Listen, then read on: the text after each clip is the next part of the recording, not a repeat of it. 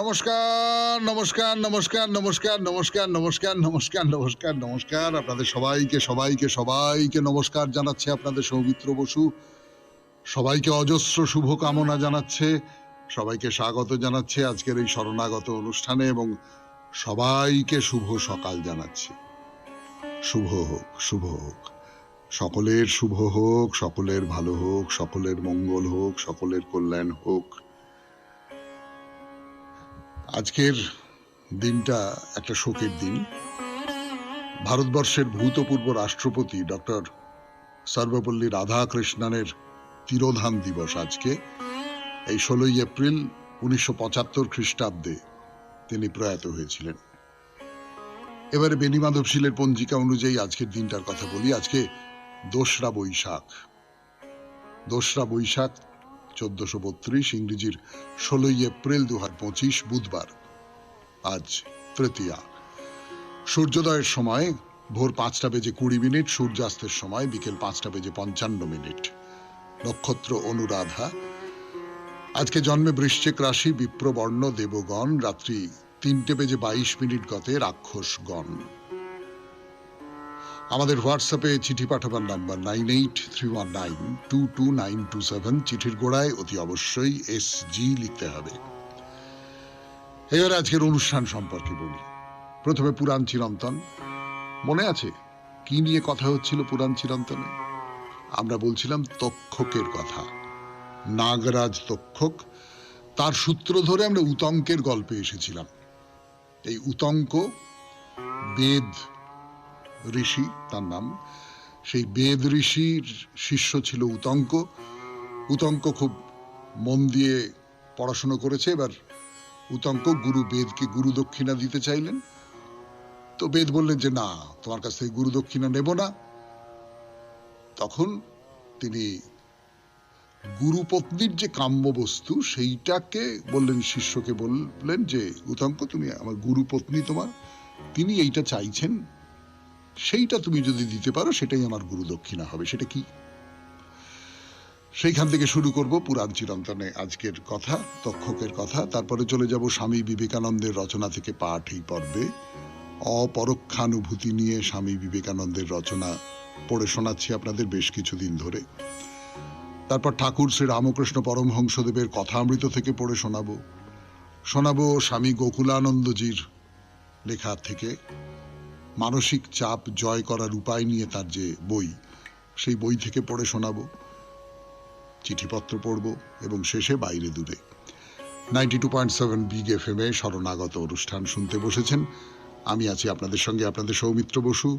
ফিরে আসছি গানের পর পুরাণ চিরন্তন তক্ষকের কথা নিয়ে। এবারে গুরুদক্ষিণা। বেদকে গুরুদক্ষিণা দেবেন উতঙ্ক, কিন্তু বেদ বলছেন যে আমি তো নিজে নেব না, আবার তোমার গুরুপত্নী তিনি কি চাইছেন দেখো, সেইটা তুমি তাকে দিয়ে দিও। তো গুরুপত্নী কি বললেন? গুরুপত্নী উতঙ্ককে বললেন, উতঙ্ক, পৌষ্য রাজার ক্ষত্রিয় ভার্যা যিনি, তার দুটি কর্ণকুণ্ডল আছে, কানের দুল। কিন্তু দুল বললে যে ছোট ব্যাপারটা বোঝে সেইটা না, কুণ্ডল বড়। এইটা তুমি আমাকে জোগাড় করে দাও। তো উতঙ্ক বললেন, বেশ তাই হবে, আপনি যা আদেশ করছেন তা হবে, আমি পৌষ্য রাজার কাছে যাব। বলে গেলেন পৌষ্য রাজার কাছে। তো সেখানে গিয়ে পৌষ্য রাজার যিনি প্রধানা মহিষী, তার কাছে গিয়ে বললেন যে এইরকম ব্যাপার, আমি গুরু দক্ষিণা দেবার জন্য আপনার কাছে এসেছি। তো পৌষ্য রাজার পত্নী সেই গুরু দক্ষিণার জন্য যে কুণ্ডল দুটো, সেই কুণ্ডল দুটো উতঙ্কের হাতে দিলেন। এই পর্যন্ত ঠিক আছে, কোনো গন্ডগোল নেই। তারপরে যেটা হলো সেটা হচ্ছে, বললেন যে তোমাকে একটা ব্যাপারে সাবধান করে দিই উতঙ্ক, নাগরাজ তক্ষকও কিন্তু এই কুণ্ডল দুটো খুব চাইছেন। নাগরাজ তক্ষকও এই কুণ্ডল দুটো প্রার্থনা করেন। অর্থাৎ তুমি যে এই কুণ্ডল দুটো নিলে, এর ফলে কিন্তু নাগরাজ তক্ষকের সঙ্গে তোমার একটা বিরোধিতার সম্ভাবনা তৈরি হয়ে গেল। বেশ হলো। এবারে কুণ্ডল নিয়ে তো উতঙ্ক গুরু গৃহে ফিরে আসছেন। তো দেখলেন পথের ধারে একটা বৌদ্ধ সন্ন্যাসী উলঙ্গ সে দাঁড়িয়ে আছে, এবার সে তার পিছু নিয়েছে, উতঙ্কের পিছু নিয়েছে। উতঙ্ক হয়তো হাঁটতে হাঁটতে একবার পিছু ফিরে দেখলেন নেই, অদৃশ্য হয়ে গেছে। আবার হাঁটছেন, আবার দেখলেন যে আছে। এরকম একটা ব্যাপার, মানে মাঝে মাঝে সে অদৃশ্য হয়ে যাচ্ছে।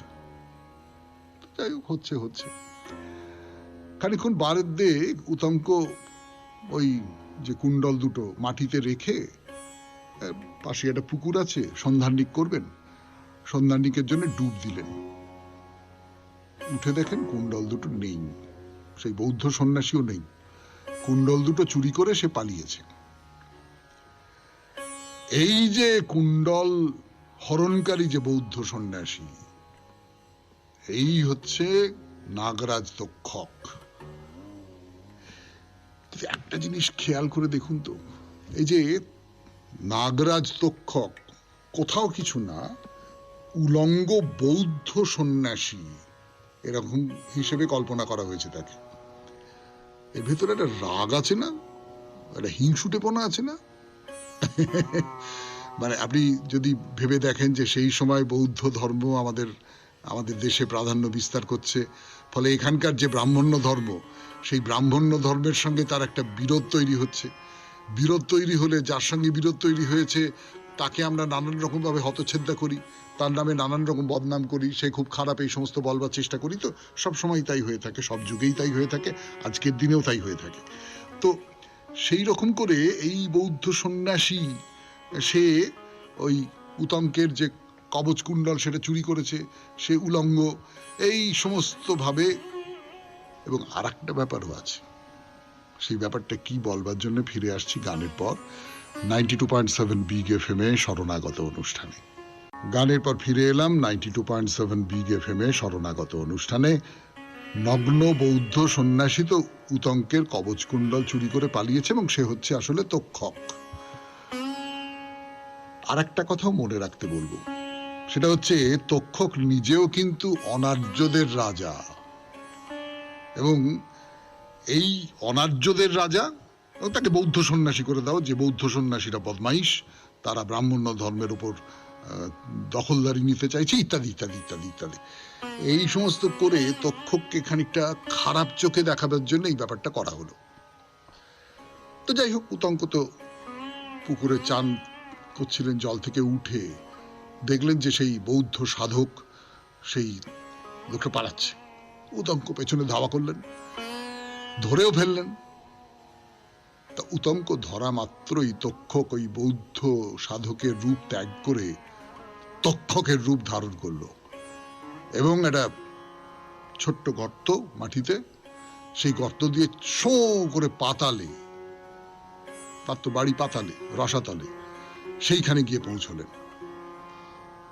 উতঙ্ক বললেন, না, আমায় পেতেই হবে। আমি গুরুপত্নীকে কথা দিয়েছি, আমি গুরুমাকে কথা দিয়েছি যে তাকে আমি কবচকুণ্ডল এনে দেবো, সেই কবচকুণ্ডল আমার হাত থেকে ছিনিয়ে নিয়ে চলে যাবে, হতে পারে না। ওই গর্ত দিয়ে গেছে না, ওই গর্ত দিয়ে তো উতঙ্ক ঢুকতে পারবে না। তাহলে সেটা কাঠ জোগাড় করে সেইটাকে খুঁড়তে আরম্ভ করলো। তো উতঙ্কের বলা বাহুল্য, কাঠ দিয়ে খুঁড়ে খুঁড়ে পাতালে যাওয়া যায় নাকি, খুব কষ্ট হচ্ছে।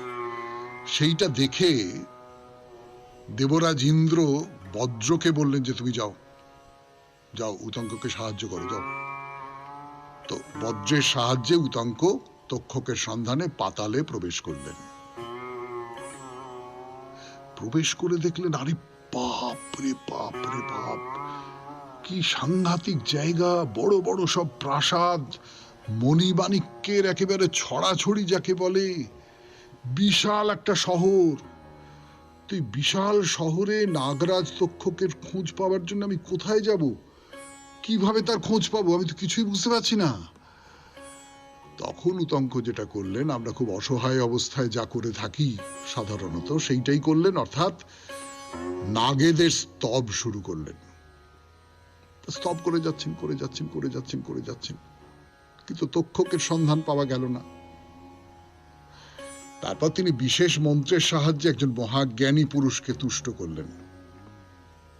এই মহাজ্ঞানী পুরুষের পরামর্শে উতঙ্ক শেষ পর্যন্ত তক্ষককে বাধ্য করলেন চুরি করা কুণ্ডল দুটো ফিরিয়ে দিতে। তাহলে উতঙ্কের গল্পটা এখানেই শেষ করলাম, সেই সঙ্গে শেষ করলাম আজকের পুরাণ চিরন্তন। একটু গান শুনবো, গানের পর স্বামী বিবেকানন্দের রচনা থেকে পাঠ অপরোক্ষানুভূতি। রচনা থেকে পড়ে শোনাচ্ছি আপনাদের। 92.7 বিগ এফএম-এ শুনছেন জীবনের সহজ পাঠ শরণাগত। এই যে বেদের দ্বারা লাভ করা যায় না এ কথা বলা ঋষিদের পক্ষে বড় সাহসের কার্য। পূর্বেই বলিয়াছি, ঋষিরা চিন্তা জগতে বড় সাহসী ছিলেন, তাহারা কিছুতেই থামিবার পাত্র ছিলেন না। হিন্দুরা বেদকে যেরূপ সম্মানের চক্ষে দেখিতেন, খ্রিস্টানরা বাইবেলকে কখনো সেরূপভাবে দেখে নাই।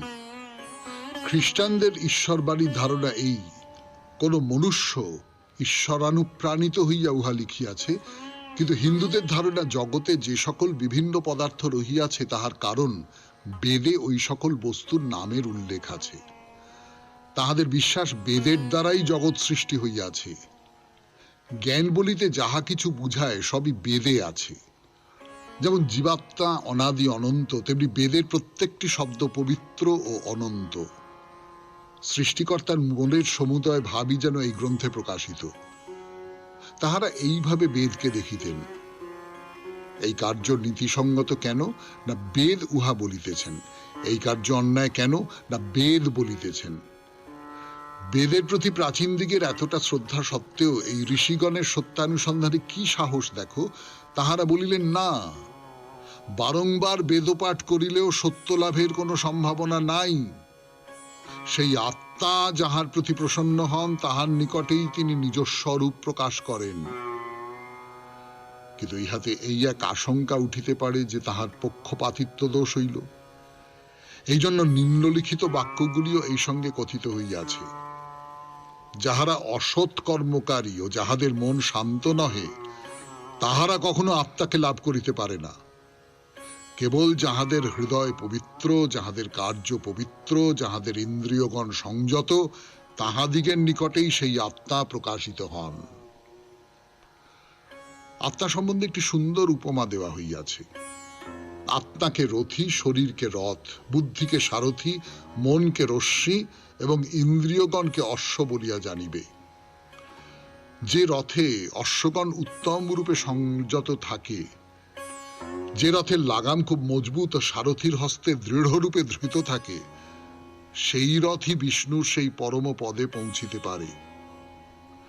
কিন্তু যে রথে ইন্দ্রিয়রূপ অশ্বগণ দৃঢ়ভাবে সংযত থাকে না, মনরূপ রশ্মিও দৃঢ়ভাবে সংযত থাকে না, সেই রথ অবশেষে বিনষ্ট হয়।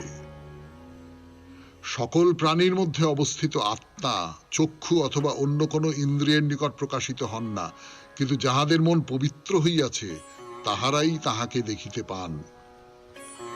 যিনি শব্দ, স্পর্শ, রূপ, রস, গন্ধের অতীত, যিনি অব্যয়, যাহার আদি অন্ত নাই, যিনি প্রকৃতির অতীত, অপরিণামী, তাহাকে যে উপলব্ধি করে সে মৃত্যু হইতে মুক্ত হয়। কিন্তু তাহাকে উপলব্ধি করা বড় কঠিন। এই পথ শানিত ক্ষুরধারের ন্যায় দুর্গম। পথ বড় দীর্ঘ, বিপদ সংকুল, কিন্তু নিরাশ হইও না। দৃঢ়ভাবে অগ্রসর হও, উঠো, জাগো, এবং যে পর্যন্ত না সেই চরম লক্ষ্যে পৌঁছিতে পারো সে পর্যন্ত নিবৃত্ত হইও না। শুনলেন স্বামী বিবেকানন্দের রচনা থেকে পাঠ অপরোক্ষানুভূতি। এরপরে গান, গানের পর কথামৃত। গানের পর আপনাদের সৌমিত্র বসু শোনাবে কথামৃত থেকে পাঠ করে 92.7 বিগ এফএম-এ শরণাগত অনুষ্ঠানে। ঠাকুর শ্রী রামকৃষ্ণ পরমহংসদেব তিনি কথা বলছেন, তার ভক্তরা শুনছেন।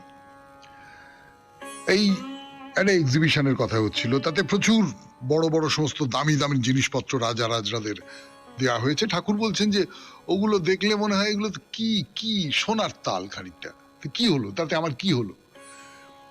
তো ওই এক্সিবিশনের সূত্র ধরেই মণি মল্লিক ঠাকুরকে বলছেন আবার কত বড় ইলেকট্রিক লাইট দিয়েছে।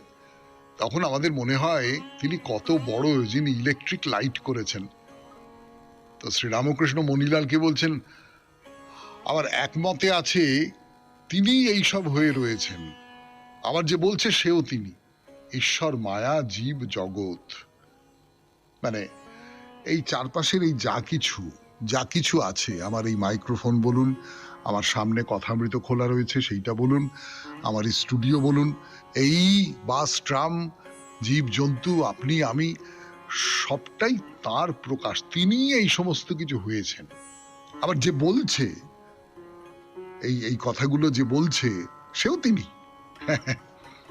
ঈশ্বর, মায়া, জীব জগৎ সব সব সব। তো শ্রীরামকৃষ্ণ ভক্তদের বলছেন, ওই মিউজিয়ামের কথা হচ্ছিল, তো তার সূত্র ধরে ভক্তদের বলছেন, আমি একবার মিউজিয়ামে গিয়েছিলাম, তা দেখালে ইট পাথর সব হয়ে গেছে, জানোয়ারগুলো পাথর হয়ে গেছে। দেখলে সঙ্গের গুণ কি? তেমনি সর্বদা সাধু সঙ্গ করলে তাই হয়ে যায়। আপনারা ভাবুন, যিনি আছেন যার তালে আর কি। আমরা দেখছি, মানে বোঝাই যাচ্ছে যে ফসিল হয়ে যাওয়া সমস্ত যা কিছু, সেগুলো দেখেছেন ঠাকুর। তো দেখে টেকে তার মনে হয়েছে যে এই দেখো, সাধু সঙ্গ করলে এইরকম সাধু হয়ে যাবে। মানে আমরা একরকম করে দেখি, তিনিও আরেক রকম করে দেখেন। তিনি সবটাই ওই ওই ভক্তি, ওই ঠাকুর, ওই আধ্যাত্মিকতা, এই সমস্ত নিয়ে তিনি দেখেন। তো সর্বদা সাধু সঙ্গ করলে ওইরকম সাধুর মতো হয়ে যাবে। এক্সিবিশনে গিয়ে ফসিল দেখে ঠাকুরের তাই মনে হচ্ছে। তো মণিমল্লিক হাসতে হাসতে বলছেন, আপনি ওখানে একবার গেলে আমাদের 10-15 বছরের উপদেশ চলতো। তো ঠাকুর বলছেন, কি উপমার জন্যে? বলরাম বলছে, না, এখানে ওখানে গেলে হাত সারবে না, হাতটা ভাঙাতো। আপনাদের বলেছিলাম তো যে ঠাকুরের হাত ভেঙেছে। তা বলরাম বলছে, এদিক ওদিক গেলে হাত সারবে না, বাড়িতে বিশ্রাম নিন। তো ঠাকুর বলছেন, আমার ইচ্ছে যে দুখানি ছবি যদি পাই। একটা ছবি হচ্ছে যোগী ধুনি জেলে বসে আছে, আর একটা ছবি যোগী গাঁজার কোলকে মুখ দিয়ে টানছে আর সেটা দপ করে জ্বলে উঠছে। এই দুটো ছবি, একটায় ধুনি জেলে বসে আছে ধ্যান করছে, আর একটা গাঁজা খাচ্ছে, দপ করে ওটা জ্বলে উঠছে। এইসব ছবিতে বেশ উদ্দীপন হয়। যেমন শোলার আতা দেখলে সত্যকার আতার উদ্দীপন হয়, এই কথাটা ঠাকুর নানান ভাবে বলেন। শোনাচ্ছি কথামৃত থেকে পড়ে 92.7 বিগ FM এ শরণাগত অনুষ্ঠানে। আরো পড়ব খানিকটা, ফিরে আসছি গানের পর। ঠাকুরের কথা বলবার জন্য ঠাকুর শ্রী রামকৃষ্ণ পরমহংসদেব 92.7 বিগ FM এ শরণাগত অনুষ্ঠানে বলছেন, এই দু রকমের ছবি তার খুব দরকার। এই ছবিগুলো দেখলে বেশ উদ্দীপন হয়। তবে যোগের বিঘ্ন হচ্ছে কামিনী কাঞ্চন। এই মন শুদ্ধ হলে যোগ হয়। মনের বাস কপালে, আজ্ঞাচক্রে, কিন্তু দৃষ্টি লিঙ্গ গুহা নাভিতে, অর্থাৎ কামিনী কাঞ্চনে। সাধন করলে ওই মনের ঊর্ধ্ব দৃষ্টি হয়। তাহলে সাধন করলে কি হয়? মনটা ওপরের দিকে ওঠে, ওপরের দিকে। এই মনের বাস হচ্ছে কপালে, আজ্ঞাচক্রে। কিন্তু আমাদের দৃষ্টি কোথায় থাকে? আমাদের দৃষ্টি থাকে দেহের নিম্ন অংশে, লিঙ্গে, গুহ্যে, নাভিতে। এটাই হচ্ছে কামিনী কাঞ্চন।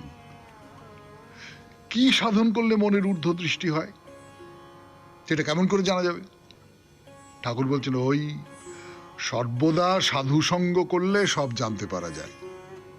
তার মানে আপনার গুরুকে, আপনার গুরু বইপত্র আছে, বইপত্র নিশ্চয়ই আছে, কিন্তু তার বাইরে যে গুরু, তিনি হচ্ছেন সাধু, যথার্থ অর্থের সাধু। এই যে ধরুন, এখন এইসব নামের মানে পাল্টে গেছে, সব কোনো মানে হয় না।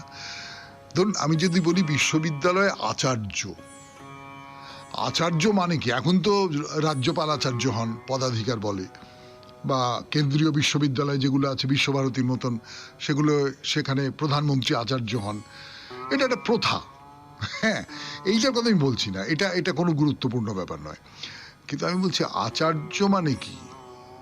কথাটা এসেছে চর্যা থেকে, জীবন যাপন, জীবন চর্যা। আচার্য হচ্ছেন যিনি জীবন চর্যার আদর্শ, তিনি আচার্য হতে পারেন, কোনো একটা বিশেষ পদাধিকারী নন। যাই হোক, সে নন, আর কি হবে। কিন্তু এই কে শেখাতে পারেন আমাকে? কে আমাকে সাধনার পথ বলে দিতে পারেন? কে আমাকে ঊর্ধ্ব দৃষ্টির দিকে নিয়ে যেতে পারেন? তিনি আচার্য, তিনি সাধু। সাধু এটা করতে পারেন। তো ঋষিরা সর্বদা হয় নির্জনে নয় সাধু সঙ্গে থাকতেন, তাই তারা অনায়াসে কামিনী কাঞ্চন ত্যাগ করে ঈশ্বরেতে মনোযোগ দিয়েছিলেন। নিন্দা ভয় কিছু নেই। ওই সবসময় সাধু সঙ্গে থাকা। সাধু সঙ্গ মানে সাধু মানুষের সঙ্গ হতে পারে, সাধু চিন্তার সঙ্গ হতে পারে, সাধু আচরণের সঙ্গ হতে পারে। এই সমস্ত কিছুর সঙ্গ যদি করা যায়, তাহলে আত্মা ঊর্ধ্ব দৃষ্টিতে যেতে পারে। তখন এই কামিনী কাঞ্চন এই সমস্ত কিছু ত্যাগ করা যেতে পারে। শুনলেন কথামৃত থেকে পাঠ। কথামৃতের পরে এবারে স্বামী গোকুলানন্দের রচনা থেকে পাঠ, মানসিক চাপ জয় করার উপায়। আমি গোকুলানন্দের রচনা থেকে পাঠ করে শোনাবো, মানসিক চাপ জয় করার উপায়। এই নিয়ে তার একটি ছোট বই আছে, সেখান থেকে ধারাবাহিকভাবে পড়ে শোনাচ্ছি আপনাদের। তো এর আগের দিন একজন স্বামীর কথা বলেছিলেন গোকুলানন্দজি। বলছিলেন যে স্ত্রী এবং স্বামী দুজনেই উঁচু পদে চাকরি করেন। স্ত্রীর হঠাৎ মাইনে বেড়ে গেল, প্রমোশন হলো।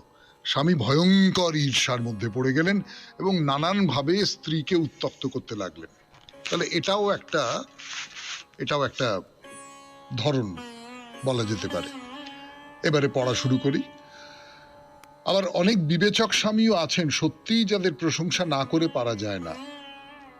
আমি আপনাদের কাছে এক পেশে নয়, সম্পূর্ণ চিত্রটাই তুলে ধরতে চাই। আর সেই কারণেই ব্যাপারটা স্পষ্ট করা দরকার।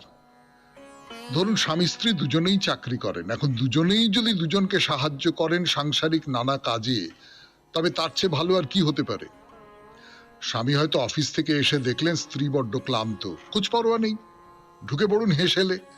স্ত্রীকে হেঁকে বলুন, তুমি ক্লান্ত, তুমি বিশ্রাম নাও, ছেলে মেয়েদের আজ আমি সামলাবো, দেখো না রান্না বান্নাও কেমন আমি করে দিচ্ছি। ছবিটা যদি এরকম হয়, তবে মানসিক চাপ আর ভুল বোঝাবুঝির চিহ্ন মাত্র থাকবে না বাড়িতে। আরেকটি ব্যাপার খুব লক্ষ্য করার মতো, তা হলো বাবা মার উত্তেজনা কি বিশ্রীভাবেই না যন্ত্রণায় দেয় তাদের সন্তানদের। বাড়িতে যদি স্বামী স্ত্রীর মধ্যে সহজ সম্পর্ক না থাকে, তবে তার বিরূপ প্রতিক্রিয়া সঞ্চারিত হয় তাদের ছেলে মেয়েদের মধ্যে। এ ব্যাপারে বাবা মার উচিত অত্যন্ত সচেতন থাকা। লক্ষ্য রাখা উচিত তাদের ক্রমবর্ধমান উত্তেজনার উদ্বেগের যন্ত্রণা যেন তাদের সন্তানদের গ্রাস না করে। বর্তমান জগৎটা তো এমনিতেই বাচ্চাদের প্রতি বেশ বিরূপ। স্কুলে তাদের খাটাখাটনির অন্ত নেই, ফুসফুস ভর্তি বিষাক্ত হাওয়া। আবার বাড়িতেও যদি সে দেখে যে পরিবেশ তিক্ত, বাবা মার মধ্যে নিত্য দ্বন্দ্ব, তবে তার মনের অবস্থা কেমন হয় বলুন তো। এই সমস্ত ঘটনার ভিতর দিয়ে আমি আপনাদের সামনে হাজির করতে চাইছি মানসিক চাপের শিকার নানা ধরনের মানুষের কথা। আমাদের লক্ষ্য কিন্তু নৈরাশ্য বা হতাশা নয়। এতক্ষণ আমরা শুধু চাপের অন্ধকার দিকটাই দেখলাম, তার আলোময় দিকও তো আছে। মানসিক চাপ আমাদের উপকারেও লাগতে পারে, তবে কি করে সে কাজে লাগতে পারে তা জানার দায় তো আমাদেরই। বর্তমানে মানসিক চাপে বিপর্যস্ত সমস্ত পৃথিবী। বিদ্বজ্জন, মনোবিদ, মনোসমীক্ষক কেউ কি বাদ আছেন? চিকিৎসকেরা, বিশেষ করে মানসিক রোগের চিকিৎসকেরা তো ক্রমাগত চেষ্টা করে চলেছেন মানসিক চাপ আর অন্তর্দ্বন্দ্বের কারণ উদ্ধারে। সেই সঙ্গে তারা খুঁজছেন সমস্ত রকম প্রতিকারের পথ। এখন কয়েকটি ঘটনার ভিত্তিতে দেখা যাক মানসিক চাপের কারণগুলি কি কি হতে পারে। যেমন ধরুন, কোনো বাড়ির কর্তা অত্যন্ত সুস্থ সুন্দর জীবনযাপন করেন, ক্রোধে উন্মত্ত কখনোই হন না তিনি। নিঃসন্দেহে সেই বাড়ির সকলের মধ্যে সঞ্চারিত হবে এক আনন্দদায়ক সুখানুভূতি। কিন্তু যদি সেই কর্তা উন্মত্ত জীবনযাপন করেন, বদমেজাজে বিপর্যস্ত করেন সবাইকে, হন ক্রোধী আর আগ্রাসী, সেই বাড়িতে শান্তির ছিটে ফোঁটাও থাকবে না। এখানে লক্ষ্য করে দেখুন, মানসিক চাপের শিকার হন কয়েকজন, কিন্তু তার ফল ভুগতে হয় সবাইকেই। নাড়া খায় গৃহের আভ্যন্তরীণ সম্পর্ক। আজকে এই পর্যন্তই থাক। স্বামী গোকুলানন্দের রচনা মানসিক চাপ জয় করার উপায়। এখন একটি গান শুনি, গানের পর আপনাদের চিঠিপত্র। স্বামীর চিঠি পড়ব এখন। শ্রীরামপুর হুগলি থেকে লিখেছেন।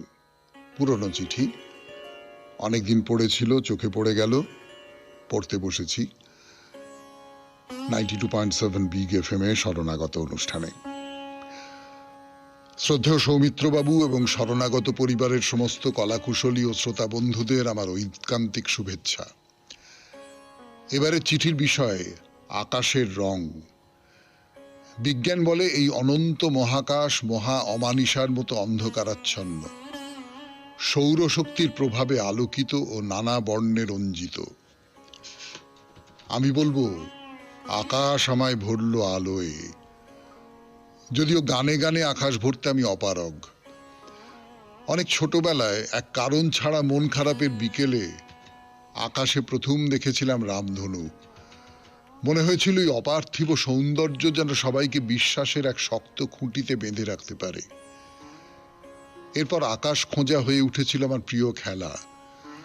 সূর্যোদয় আর সূর্যাস্তের মুহূর্তে আকাশে রঙের খেলা দেখে আমার মনে হয়েছে এই আকাশে আমার মুক্তি আলোয় আলোয়।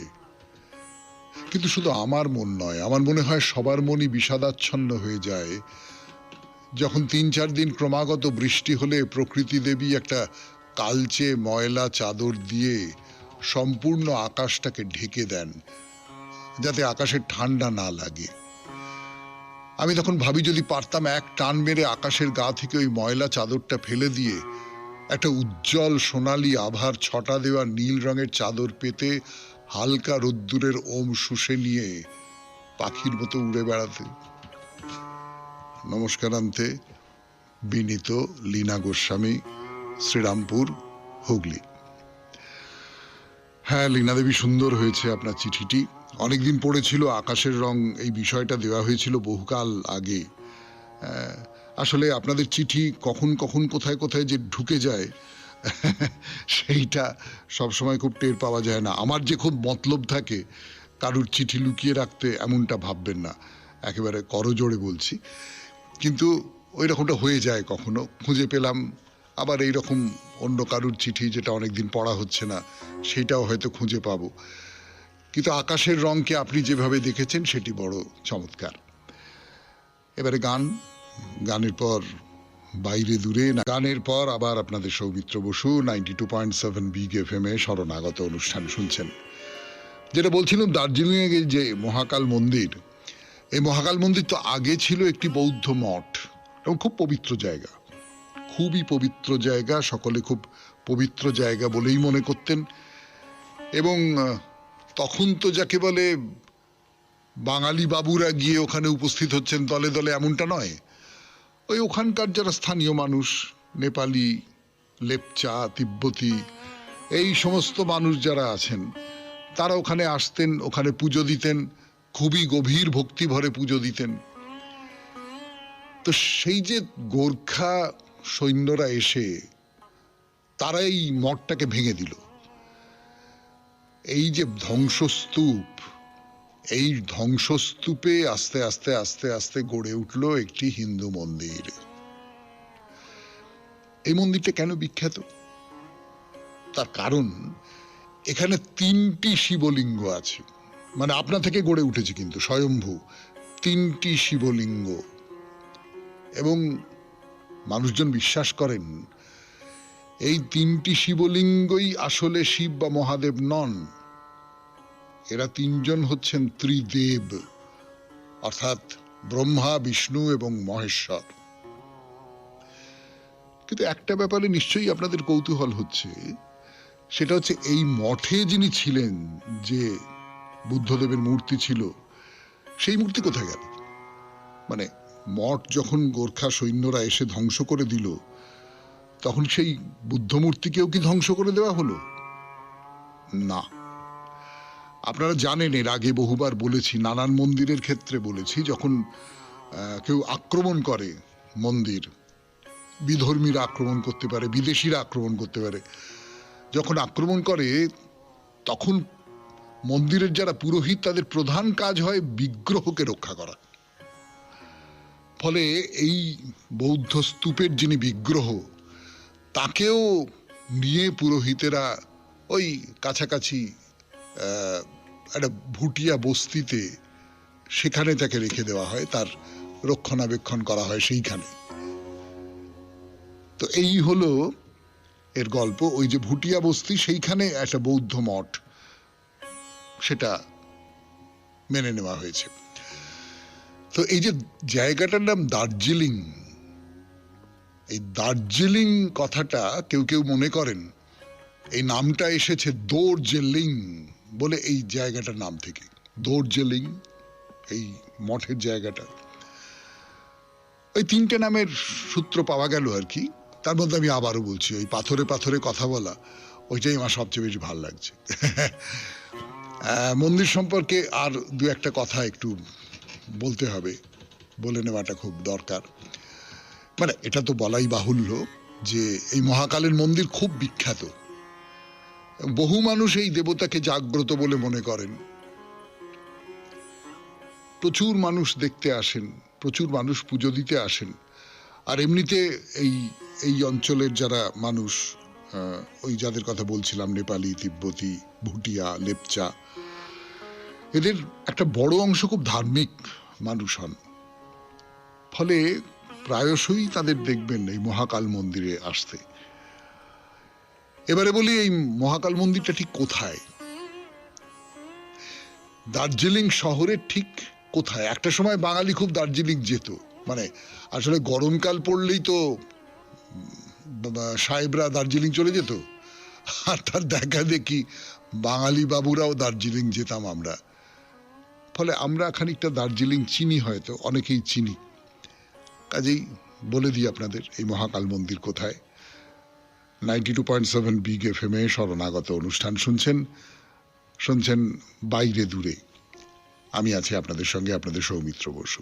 বলতে হবে, মানে বলাটা নিয়ম, প্রায় সেই কারণেই বলতে হবে এই 92.7 বিগ এফএম এ শরণাগত অনুষ্ঠানে যে দার্জিলিং এর মহাকাল মন্দিরটা কোথায়। তা না হলে আমার নিজের ধারণা, প্রায় বিশ্বাস বলতে পারেন, আপনারা যারা এই অনুষ্ঠান শুনছেন তারা সকলেই কোনো না কোনো সময় দার্জিলিং গেছেন এবং গিয়ে মহাকাল মন্দিরে একবার গেছেন। কিন্তু তবু আমি বলে রাখি, এমন তো হতে পারে আপনাদের মধ্যে কেউ যাননি, তার জন্যই না হয় বলে রাখি, বা আপনাদের একটু মনে করিয়ে দেবার জন্য বলে রাখি। ওই চৌরাস্তার পেছনে, মানে দার্জিলিং শহরের যে ম্যাল আছে তার খুব কাছে, মানে ধরুন এই 100 গজ দূরে একটা উঁচু রাস্তা চলে গেছে, সেই রাস্তা দিয়ে এই মন্দিরে যাওয়া যায়। ওখানে কিন্তু গাড়ি নিয়ে যাওয়া যাবে না, মানে ম্যাল থেকে যে রাস্তাটা উঁচু হয়ে চলে গেছে সেই রাস্তাটায় গাড়ি নিয়ে যাওয়া যাবে না, সেটা আপনাকে পায়ে হেঁটেই যেতে হবে, অন্য কোনো যানবাহন যাবে না। তো এই মন্দিরের মধ্যে কি কি আছে সেইটা বলেনি, মানে দর্শন তো করবই, যেগুলো বলছি সেগুলো খুব প্রত্যক্ষভাবে দেখব, সে তো বটেই, কিন্তু তবু বলেনি।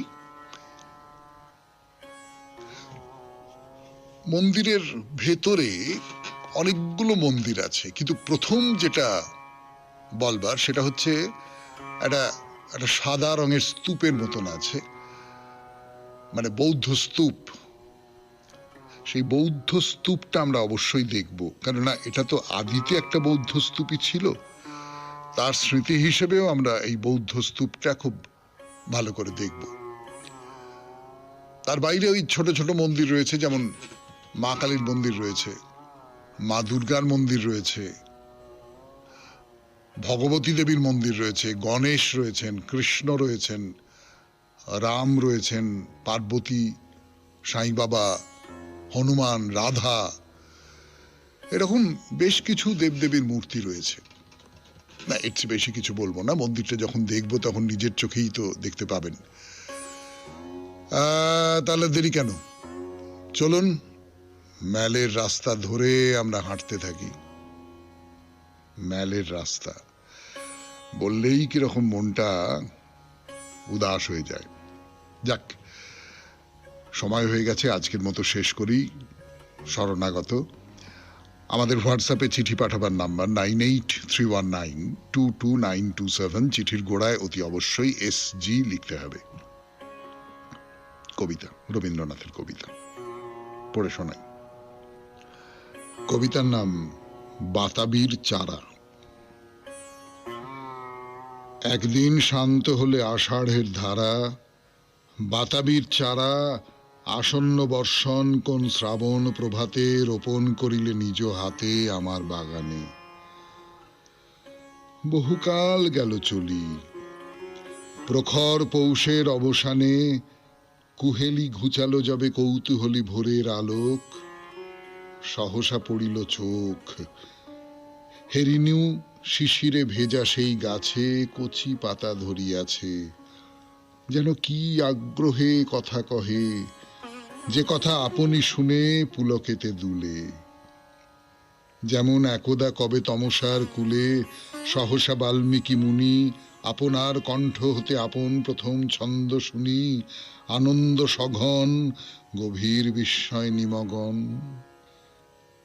কোথায় আছো না জানিয়ে সকালে, কি নিষ্ঠুর অন্তরালে, সেথা হতে কোনো সম্ভাষণ পরশে না এ প্রান্তের নিভৃত আসন। হেনকালে অকস্মাৎ নিঃশব্দের অবহেলা হতে প্রকাশিল অরুণ আলোতে এ কয়টি কিশলয়। এরা যেন সেই কথা কয়, বলিতে পারিতে যাহা তবু না বলিয়া চলে গেছো প্রিয়া। সেদিন বসন্ত ছিল দূরে, আকাশ জাগেনি সুরে, অচেনার জবনিকা কেঁপেছিল ক্ষণে ক্ষণে। তখনও যায়নি সরে দুরন্ত দক্ষিণ সমীরণে। প্রকাশের উচ্ছৃঙ্খল অবকাশ না ঘটিতে, পরিচয় না রটিতে ঘণ্টা গেল বেজে, অব্যক্তের অনালোকে সায়াহ্নে গিয়েছ সভা তেজে। খুব ভালো থাকবেন, আনন্দে থাকবেন। নমস্কার নমস্কার নমস্কার নমস্কার নমস্কার নমস্কার নমস্কার নমস্কার নমস্কার নমস্কার। আপনাদের সবাইকে সবাইকে সবাইকে নমস্কার জানাচ্ছে আপনাদের সৌমিত্র বসু। সবাইকে অজস্র শুভ কামনা জানাচ্ছে, সবাইকে স্বাগত জানাচ্ছে আজকের এই শরণাগত অনুষ্ঠান।